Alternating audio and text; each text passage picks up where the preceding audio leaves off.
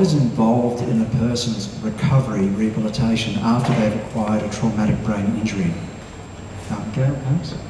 Perhaps if I just come back and talk about the names synapse for a minute.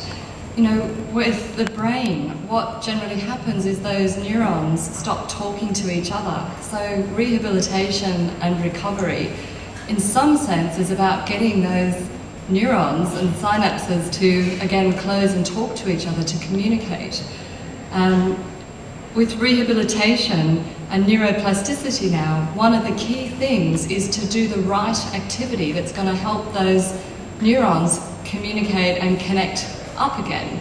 So what I'm saying is just doing more of everything and anything may not be helpful, except it may just make you tired. But actually doing focused things, which is what recovery is about. People will say, do this specific activity, but don't overdo it. Those are important things in rewiring, or the recovery of function is pairing a specific activity with your effort and your drive, your motivation. So that's quite crucial. And that's at the very sort of minute level of recovery. In terms of rehabilitation on the whole, I know you might spend a period of time in formal rehabilitation with goals, but I think over the long term you still need to have specific goals and things that you're aiming for.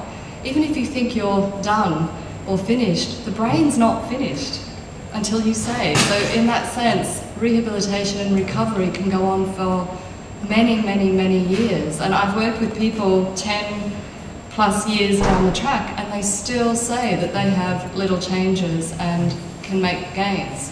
So I think that's also important to bear in mind, that it's not over just because you finished a formal period of rehabilitation. And Cheryl, I'd like to ask you, you've obviously been through this process, and Jonathan clearly has come a very long way from your initial diagnosis. What were the things that assisted your family most during Jonathan's early recovery? Well, during the early phase of recovery, it was, like I talked about initially, remaining hopeful. It was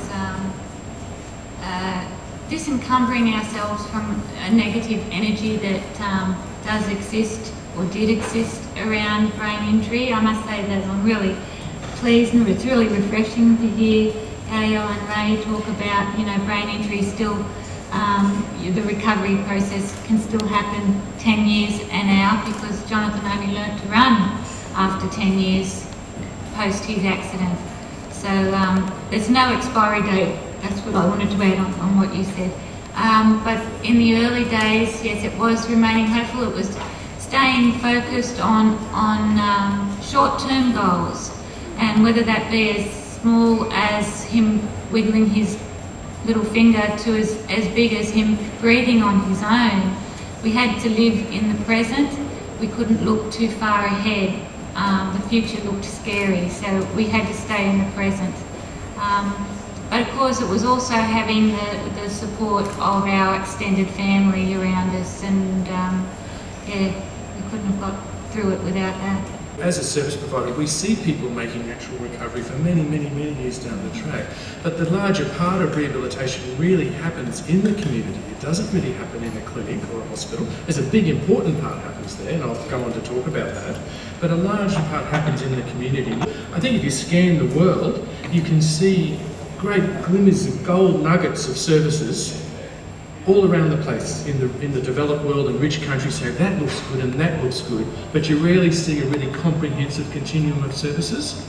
So in Queensland, I think it is quite poor. There's some gold nuggets there, but there's a lot of gaps as well. And one really big gap is there's still people not being diagnosed. There's people going to hospital with orthopaedic injuries, maybe unconscious for a while, but the whole medical system goes to treat a broken bone, which is necessary and appropriate, but then the brain injury is forgotten, and people's changes and their problems with memory or planning, those things aren't recognised, and often they don't get any support for that, and they can become anxious and depressed about that. So at the very beginning of the service system, there's a problem quite often.